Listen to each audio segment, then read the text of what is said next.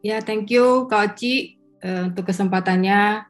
Thank you juga Pastoral Kelvin Irwan yang sudah mendukung saya, juga tim BCL dan juga Bapak Rohani saya juga yang menjauh di sana yang juga berdoa buat saya, rekan-rekan semua, my family di UCC, thank you.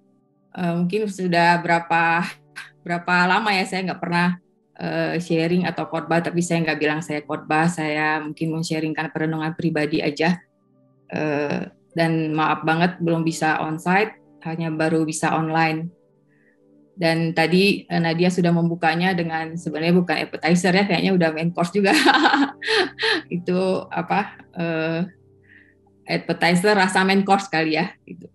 Hari ini saya mau sharing sesuatu yang sejak pandemi ini sepertinya Tuhan membawa kepada area-area ini sih ya, buat hidup saya gitu, melalui Bapak Rohani, melalui komunitas juga, yaitu bahwa pengenalan saya tentang pribadi saya tuh membawa saya lebih mengenal Tuhan, dan pengenalan Tuhan juga membawa saya mengenali diri saya sendiri gitu, yang secara utuh gitu.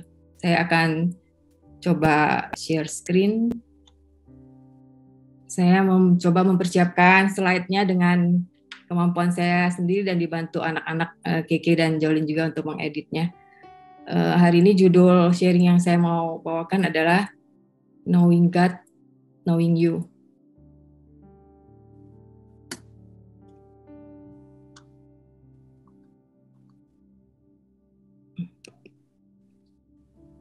Knowing God, Knowing You. Kenapa saya ambil judul sharing ini ya? Sebenarnya baru hari-hari terakhir judul ini muncul gitu. Tadinya saya mempersiapkannya bukan ini, saya mempersiapkan slide, kemudian tiba-tiba Roh Kudus ngingetin judul seperti ini.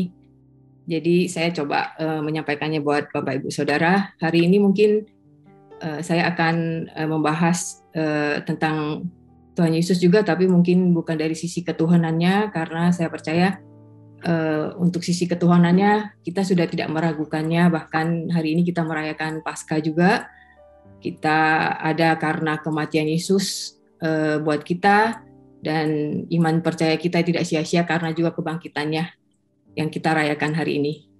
Oke, dari sharing saya ini saya mau angkat dari firman Tuhan di Matius 22 ayat 37 sampai 40.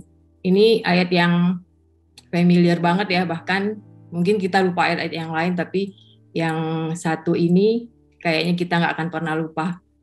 Saya bacakan firman Tuhan ini. Jawab Yesus kepadanya, kasihilah Tuhan Allahmu dengan segenap hatimu dan dengan segenap jiwamu dan dengan segenap akal budimu, itulah hukum yang terutama dan yang pertama. Dan hukum yang kedua yang sama dengan itu ialah, kasihilah sesamamu manusia seperti dirimu sendiri. Pada kedua hukum inilah tergantung seluruh hukum Taurat dan kitab para nabi. Saya percaya ayat ini sudah familiar banget ya, dan saya juga mungkin sudah hafal di luar kepala gitu. Tapi ada hal yang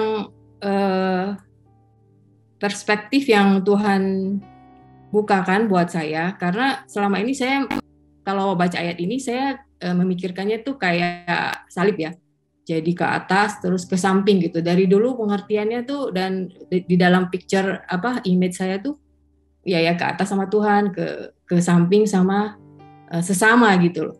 Nah, tapi dari ayat ini sebenarnya ada tiga pribadi ya yang ditekankan di sini ya, ke Tuhan, kemudian dirimu sendiri, dan juga sesamamu gitu.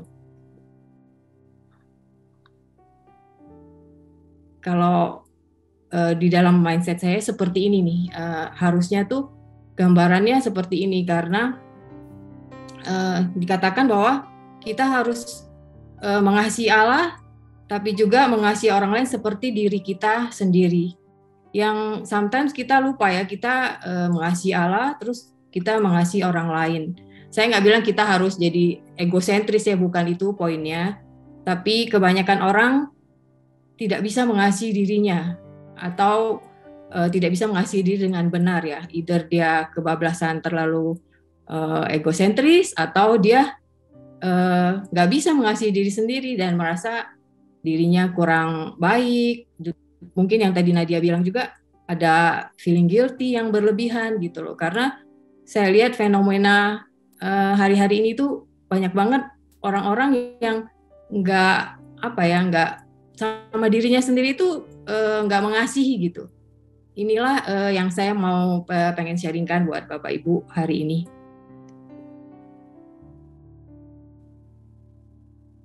Cara kita memandang diri kita menentukan cara kita memandang Tuhan dan orang lain. Ini statement yang saya coba bagikan ini, coba kita renungkan ya, benar nggak gitu? Kadang-kadang ketika saya ambil contoh, kalau kita lahir dari keluarga atau di masa lalu kita, di masa kecil kita jadi pribadi yang self esteemnya kurang ya, rasa berharga kita kurang di masa lalu kita, itu mempengaruhi cara pandang kita kepada Tuhan dan orang lain. Jadi misalnya begini, kalau saya merasa saya nggak berharga, saya memandang Tuhan juga sepertinya saya harus bikin sesuatu dulu nih supaya saya berharga di mata Tuhan. Dan itu kadang-kadang muncul juga ya di antara orang-orang Kristen ya, yang juga ya sudah lahir baru, percaya firman ya, saat teduh juga lancar, pelayanan dan sebagainya. Dan itu efeknya pasti mempengaruhi cara kita memandang orang lain atau berelasi dengan orang lain.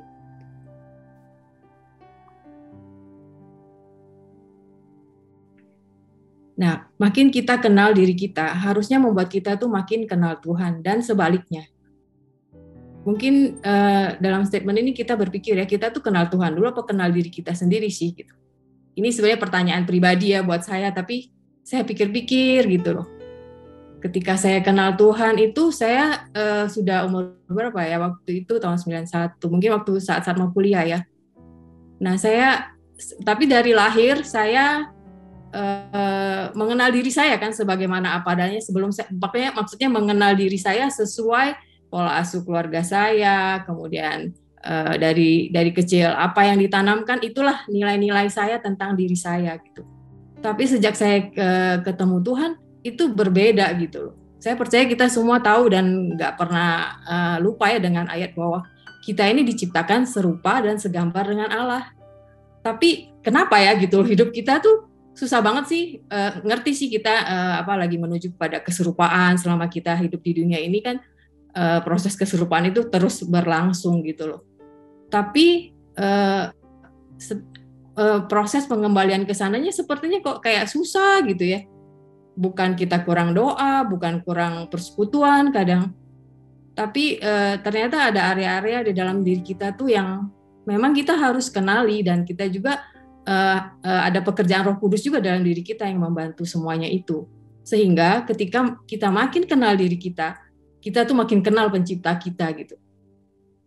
Nah, ada contoh dua pribadi yang menurut saya mereka luar biasa. Yesus contoh yang perfect ya, pribadi yang mengenal diri dan identitasnya. Kalau pribadi yang mengenal diri dan identitasnya itu selalu tahu gitu, saya siapa ya? Siapa cincin itu? Saya bisa menentukan, saya seorang konselor misalnya, saya bukan preacher gitu. Saya jelas gitu loh. Kenapa saya jelas? Satu, ada konfirmasi yang memang juga Tuhan berikan lewat Bapak Rohanika, teman-teman komunitas, dan saya menggunakannya dan orang merasakan buahnya. Itu salah satu contoh. Tapi yang saya bahas mengenal diri itu kita mengenal kelebihan dan kekurangan kita juga. Jadi the whole of ourselves secara menyeluruh ya gitu. Nah, Yesus kan udah jelas banget ya. Dimulai dengan akulah jalan, kebenaran dan hidup. Tidak ada seorang pun yang datang kepada Bapa kalau tidak melalui aku. Nah, ini sisi identitas yang Yesus tuh clear gitu loh. Makanya dia nggak kepengaruh mau orang banyak meninggalkan dia nggak ngaruh gitu. Dia tahu siapa dia gitu. Bahkan dia yang menyuruh murid-muridnya, kalian nggak ikut juga sekalian dengan orang banyak itu. Yesus berani berkata begitu, tapi seringkali kita nggak bisa ya seperti itu. Ketika ada orang yang mau meninggalkan kita, kadang-kadang kita jadi berat gitu ya gitu. Saya nggak bilang kita jadi merilis semua orang meninggalkan kita, bukan itu ya. Ketika kita menyatakan kebenaran, ketika kita tahu identitas kita, bukan karena penghargaan orang lain, terus orang meninggalkan kita, that's fine gitu. Kita clear siapa kita. Oke, kemudian Yesus juga pribadi yang 100% Tuhan dan 100% manusia. Nah, saya mau bahas sedikit tentang kemanusiaan Yesus. Yesus itu dari awal tuh dia nggak pernah menyembunyikan sisi-sisi emosinya ya. Dia marah, dia sedih. Ketika dia ada di Taman Getsemani, dia sedih. Dia bilang, aku sedih seperti mau mati rasanya. Jadi kalau kita ngomong kita mau belajar penyangkalan diri sama seperti Yesus, tapi seringkali kita banyaknya menyangkali perasaan ya, atau menyangkali emosi kita tutup-tutupi semua yang nggak baik dalam diri kita. Terus kita bilang kita mau menyangkal diri, nggak bisa, lama-lama kita akan burn out, itu pasti. Oke, contoh kedua yang mau saya bahas adalah Paulus. Paulus juga rasul yang luar biasa, yang sering kita mention ya, dan role model banget, yang mengenal juga siapa dirinya dan identitasnya. Saya ambilnya dari satu ayat, 1 Timotius 1 ayat 15. Perkataan ini benar dan patut diterima sepenuhnya. Kristus Yesus datang ke dunia untuk menyelamatkan orang berdosa, dan di antara mereka akulah yang paling berdosa. Wow, buat saya seorang rasul yang luar biasa, tapi menyatakan dirinya saya itu orang yang paling berdosa loh. Artinya apa? Dia sadar diri, dia mengenal dirinya punya kelemahan, tapi satu sisi ada ayat juga yang dibilang belajarlah, turutilah teladanku. Paulus bilang seperti itu. Artinya ada bagian-bagian diri Paulus yang dia merasa itu identitas, bahkan dia bilang dia rasul gitu ya. Itu jelas banget identitas dia di dalam 5 jawatan. Bagaimana cara kita dapat mengenal Tuhan sekaligus mengenal diri kita sendiri? Ya nggak ada cara lain sih dengan mengalami dan memahami kasih Tuhan lewat perjumpaan ilahi dalam keseharian kita. Jadi our journey begin untuk kita dikembalikan kepada keserupaan, image of God itu, ya sejak kita pertama kali lahir baru, terima Yesus, itulah the journey kita lagi dikembalikan mengenal diri kita dan mengenal Tuhan sebagai pencipta kita. Tadi juga ada bahasa dari Nadia juga ya, bahwa kita akan maksimal gitu loh. Karena tanpa Yesus yang adalah sumber semuanya itu, yang bisa membuat kita mengalami namanya feel free of guilt, luka-luka masa lalu, dan hal-hal lain yang mengganjal kita gitu, mengganjal hidup kita untuk kita mengalami keserupaan di dalam Tuhan. Ya kenapa harus mengalami Tuhan? Karena ya kasih Tuhan tuh tanpa syarat. Ya, di Roma 5 ayat 8 saya bacain, firman Tuhan bilang, akan tetapi Allah menunjukkan kasih-Nya kepada kita oleh karena Kristus telah mati untuk kita ketika kita masih berdosa. Nah, kita kan mengenal kasih di dunia ini kebanyakan dengan syarat ya. Karena itu kita nggak bisa kembali kepada keserupaan dengan kasih yang bersyarat itu gitu. Dengan kasih tanpa syarat lah kita tuh menerima penerimaan, rasa berharga. Itu diawali dengan Tuhan menerima kita apa adanya. Kemudian yang kedua adalah kasih Tuhan tuh tak terbatas. Ayatnya ada di Yeremia 31 ayat 3. Dari jauh Tuhan menampakkan diri kepadanya, mengasihi engkau dengan kasih yang kekal. Sebab itu aku melanjutkan kasih setiamu kepadamu. Kalau di terjemahan The Message dikatakan, God told them, I've never outloving you and never will. Kasih Tuhan tuh durasinya nggak terbatas, kasih manusia terbatas. Karena itu kita harus mengawali kehidupan spiritualitas kita ya di dalam Kristus ya. Tapi untuk mencapai keserupaan, nah ini area-area jiwa kita ini yang terus diproses dan mengalami, kadang-kadang harus melewati hal-hal yang nggak mengenakan, tapi itu semua untuk memproses kita, mengenali diri kita siapa dan mengenali Tuhan, mengenal juga Tuhan yang adalah pencipta kita. Yang ketiga, kasih Tuhan itu 4 dimensi. Ini saya sebenarnya pinjam kata-kata Koan ya. Dia pernah mention ini bahwa kasih Tuhan itu 4 dimensi. Seperti apakah ini? Firman Tuhan berkata, aku berdoa di Efesus 3 ayat 18-19. Supaya kamu bersama-sama dengan segala orang kudus dapat memahami betapa lebarnya dan panjangnya, dan tingginya, dan dalamnya kasih Kristus. Ayat 19, dan dapat mengenal kasih itu sekalipun ia melampaui segala pengetahuan. Jadi kenapa harus Tuhan ya? Karena tanpa ini semua mustahil kita bisa mencapai keserupaan. Ada beberapa cara yang sering Tuhan pakai untuk kita dapat mengenali diri kita dan mengenal Dia. Yang pertama adalah ujian, contohnya adalah Ayub. Minggu lalu Cucu ada sempat mention juga ya soal Ayub, bahwa Ayub itu dari chapter awal sampai chapter 40 terakhir ini di 42 ayat 5 ini ya, dia akhirnya berkata bahwa tadinya hanya dari kata orang saja aku mendengar tentang engkau, tetapi sekarang mataku memandang engkau. Tapi dari 1 sampai 41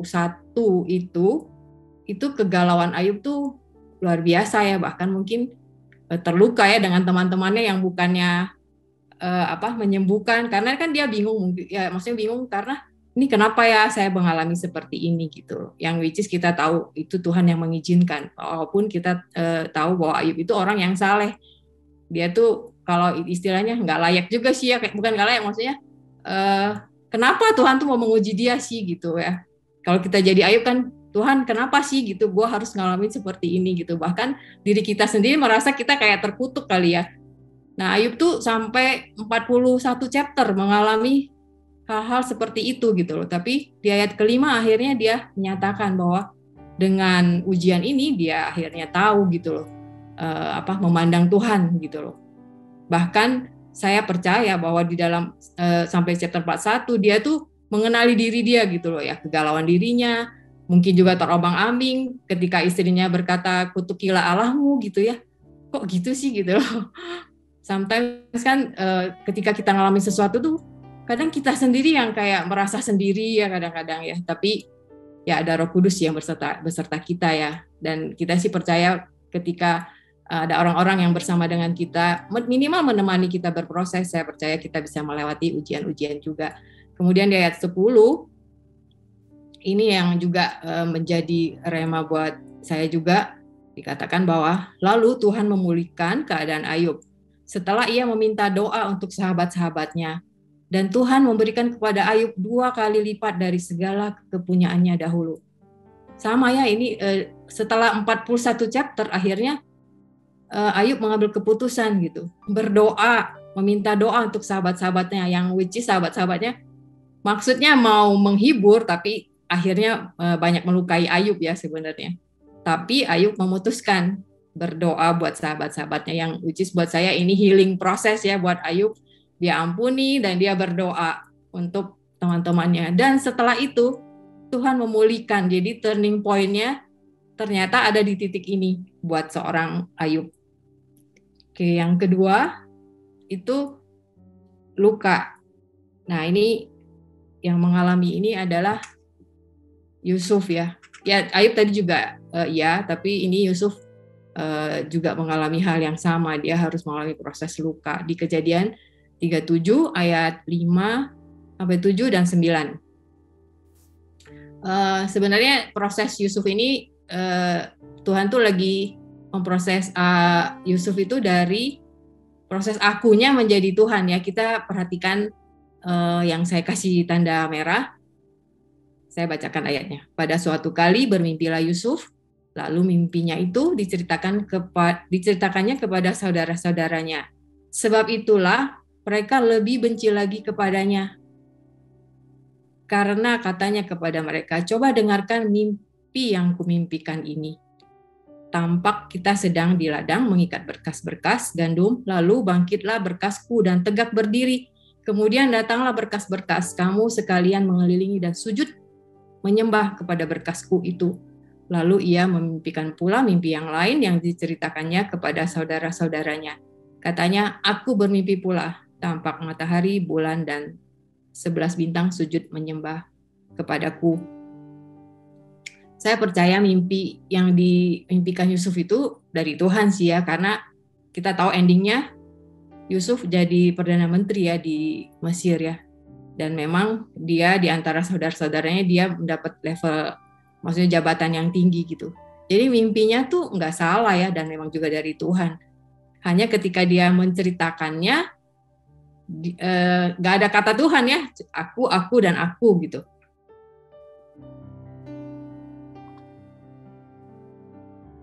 Nah, tapi di Kejadian 45 ayat 9, ini ada yang berbeda gitu. Setelah melewati proses-proses, Yusuf berkata, tetapi sekarang janganlah bersusah hati dan janganlah menyesali diri karena kamu menjual aku ke sini. Kita tahu ini ketika dia udah ketemu dengan saudara-saudaranya yang telah menjual dia ya. Sebab untuk memelihara kehidupanlah Allah menyuruh aku mendahului kamu. Karena telah 2 tahun ada kelaparan dalam negeri ini dan selama 5 tahun lagi orang tidak akan membajak atau menuai. Maka Allah telah menyuruh aku mendahului kamu untuk menjamin kelanjutan keturunanmu di bumi ini dan untuk memelihara hidupmu sehingga sebagian besar daripadamu tertolong. Jadi bukanlah kamu yang menyuruh aku ke sini tetapi Allah. Dialah yang telah menempatkan aku sebagai bapa bagi Firaun dan tuan atas seluruh istananya dan sebagai kuasa atas seluruh tanah Mesir. Segeralah kamu kembali kepada bapa dan katakanlah kepadanya, beginilah kata Yusuf anakmu, Allah telah menempatkan aku sebagai tuan atas seluruh Mesir. Datanglah mendapatkan aku, janganlah tunggu-tunggu. Nah, kalau kita perhatikan dari ayat ini, ada kata Allahnya dulu, baru aku Allah, dan aku. Gitu. Jadi proses luka yang harus dialami Yusuf ini mengantar dia untuk merendahkan diri, bahwa sebenarnya Tuhan semua gitu yang memberikan itu, tapi di awal dia akunya yang masih besar ya. Oke, yang ketiga adalah kelemahan. Saya ambilnya dari, contohnya adalah Paulus dari 2 Korintus 12 ayat 7 sampai 10. Dan supaya aku jangan meninggikan diri karena pernyataan-pernyataan yang luar biasa itu, maka aku diberi suatu duri di dalam dagingku, yaitu seorang utusan iblis untuk menggocok aku supaya aku jangan meninggikan diri. Tentang hal itu, aku sudah 3 kali berseru kepada Tuhan supaya utusan iblis itu mundur daripadaku. Tetapi jawab Tuhan kepadaku, cukuplah kasih karuniaku bagimu, sebab justru dalam kelemahanlah kuasaku menjadi sempurna. Sebab itu terlebih suka aku bermegah atas kelemahanku, supaya kuasa Kristus turun menaungi aku. Karena itu aku senang dan rela di dalam kelemahan, di dalam siksaan, di dalam kesukaran, di dalam penganiayaan dan kesesakan oleh karena Kristus. Sebab jika aku lemah, maka aku kuat. Tadi di depan, di awal saya sempat mention soal Paulus juga ya, betapa dia tahu banget dirinya, kelemahannya, kemudian kekuatannya juga. Ini seorang Paulus gitu loh. Dia bilang supaya aku jangan meninggikan diri gitu.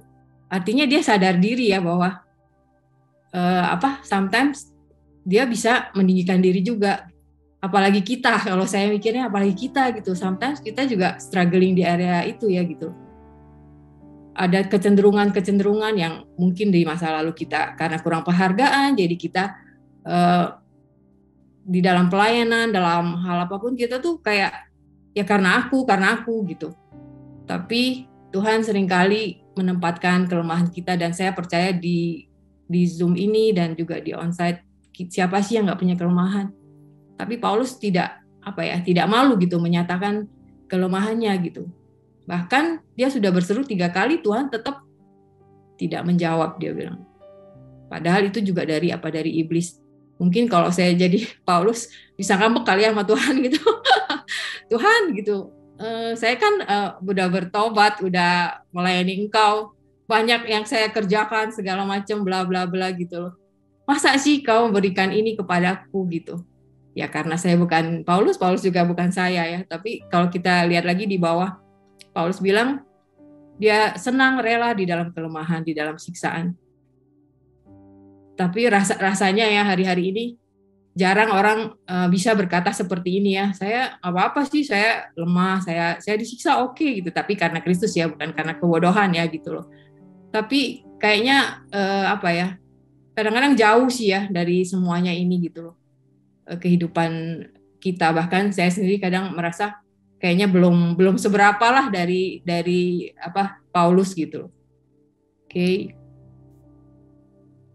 Ujian, luka, dan kelemahan membuat kita makin mengenal siapa diri kita yang sebenarnya dan mengubah cara pandang kita terhadap Allah dan orang lain. Dari 3 contoh tadi, saya percaya sih masing-masing pribadi mereka tuh akhirnya mengenal dirinya sendiri gitu. Dan saya percaya dalam kehidupan kita ada aja gitu luka. Siapa sih yang bisa terhindar dari luka ya? Karena kita ini manusia berdosa semua yang saling berelasi. That's why kita dalam komunitas kadang-kadang ada gesekan ya, yang bikin kita luka. Tapi semua itu Tuhan izinkan supaya kita tuh tahu gitu, gimana respon kita, gimana reaksi kita, siapa sih kita nih, siapa saya gitu, siapa cincin itu kalau dalam tekanan dia tuh kayak apa tuh, monsternya keluar nggak gitu kalau bahasa guru konseling saya, ya itu kita harus mengenali katanya monster dalam diri kita gitu. Kalau bahasanya bukunya Henry Cloud yang sekarang lagi dibaca Book Club Ladies, kita ini sick creation loh gitu. Memang kita sudah ditebus ya, kita akan masuk surga, tapi kita we still sick creation karena Adam dan Hawa jatuh dalam dosa. Kita ini orang yang sakit gitu loh. Saya pakai kata sakit ya, maksudnya karena keserupaan itu kan ya itu, kita ini terlahir manusia berdosa, that's why kita harus dibenerin. Kalau di buku itu juga buku Henry Cloud juga berkata kita itu kayak apa ya, di operating room, surgery room katanya. Jadi kita tuh selama di dunia ini saya ngebayangin kita kayak dioperasi sama Tuhan, tau gak? Supaya mencapai keserupaan tuh ya lewat 3 macam ini gitu. Kurang lebih ya, maksudnya beberapa yang Tuhan pakai, ujian, luka, kelemahan. Jadi it's fine kalau kita ngalamin ujian, it's fine juga kalau kita luka. Yang penting kita tahu cara memprosesnya, karena kalau kita nggak bisa melewati semuanya ini dengan smooth, termasuk kelemahan ya. Saya sendiri punya kelemahan.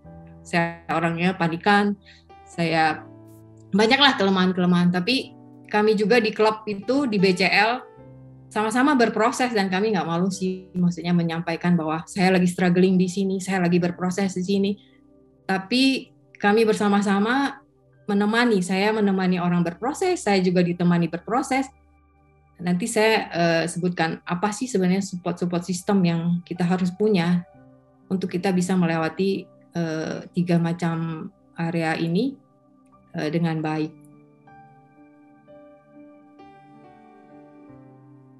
Dengan menerima dan mengalami kasih dari Tuhan lah kita dapat mengasihi diri kita dan orang lain dengan benar.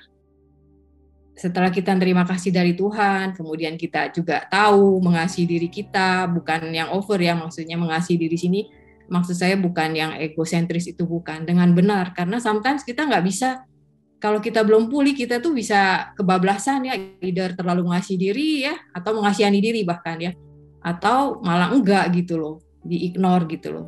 Diri kita sendiri itu nggak bisa. Kalau kita nggak pulih dalam hal mengasihi diri kita dengan benar, kita juga susah untuk mengasihi Allah dengan benar, apalagi mengasihi orang lain dengan benar.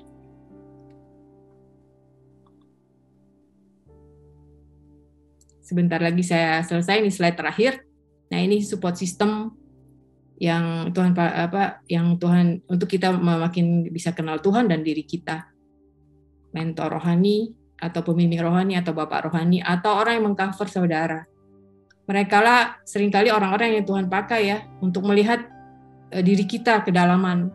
Karena kita ini kadang-kadang nggak bisa lihat diri sendiri. Saya bukan mengignore bahwa Roh Kudus bisa banget Roh Kudus gitu loh. Tapi kadang-kadang Tuhan harus pakai manusia dulu, baru ketika kita solitude bener ya gitu loh. Karena ketika manusia ngomong sesuatu tentang kelemahan kita kadang-kadang terluka ya, maksudnya tersinggung lah, apalah kayak gitu. Tapi percayalah gitu, kalau engkau memberi diri, mau di mentor, mau dibimbing oleh pembimbing rohani yang kita temukan, yang memang secara emosi juga sudah firm ya, secara pertemuan ilahi yang Tuhan tempatkan, berilah dirimu untuk mau dikenali apa adanya. Kemudian yang kedua, komunitas. Sampai hari ini saya berkomunitas juga, saya ada di BCL, saya bersyukur banget dengan para ladies yang luar biasa, salah satunya tadi Nadia, juga ada Cucu, dan ada Carla, banyak beberapa orang lagi yang kami bersama-sama kami bisa open ya dengan kelemahan kami, dan tapi bukan ngomongin kelemahan terus ya, tetap kita juga diberdayakan, karena itu kami sharing bersama juga bergiliran. Kemudian saya ada komunitas pemuridan saya juga, ada rekan-rekan rohani saya, dan saya juga ada sahabat. Yang ketiga adalah kita harus punya sahabat ya, atau safe person yang tahu kita apa adanya lah, yang tahu masa lalu kita. Dan ini mungkin nggak banyak ya gitu loh maksudnya. Dan kalau belum ada juga is okay. Jadi kalau dari 3 ini Bapak Ibu Saudara belum punya gitu, ya saya mengencourage sih. Karena makin cepat kita memberi diri untuk berada dalam komunitas, kemudian mempunyai sahabat safe person yang kita bisa cerita apa adanya dan bisa dengan objektif mereka, ya ini kelebihan kamu, ini kekurangan kamu gitu. Dan kita belajar rendah hati juga untuk menerima semuanya itu, maka saya percaya kita pasti makin maksimal dalam kehidupan. Demikian juga mentor rohani. Nah yang keempat nih saya tambahin lagi, tadinya saya nggak mau tambahin diri kita sendiri. Kenapa saya tambahin diri kita sendiri? Sometimes ada orang-orang yang merasa bahwa yang bertanggung jawab untuk mengenali diri dia sendiri orang lain gitu loh. Apalagi mengenal Tuhan, kadang-kadang ya habis pembimbing saya nggak ini saya sih tiap hari ya. Maksudnya harus kitanya juga belajar ya gitu. Saya sendiri bersyukur dengan adanya almarhum Koan juga yang melatih saya untuk menjadi murid Roh Kudus, supaya saya nggak bergantung sama Bapak Rohani. Walaupun kehilangan, tapi ya harus belajar gitu. Karena namanya anak kalau bertumbuhnya dari bayi terus bertumbuh makin gede tetap aja disuapin kan aneh ya sebenarnya. Demikian juga spiritualitas kita dan emosional kita. Itu aja sharing dari saya. Hopefully semuanya boleh memberkati kita semua. Happy Passover. Biarlah kematian Yesus dan kebangkitannya membawa kita juga nggak takut untuk jujur sama diri sendiri, sama Tuhan, dan juga sama orang-orang yang Tuhan percayakan ada di samping kita. Itu aja, thank you. Tuhan Yesus memberkati. Ku tetap percaya waktu Tuhan pasti yang terbaik.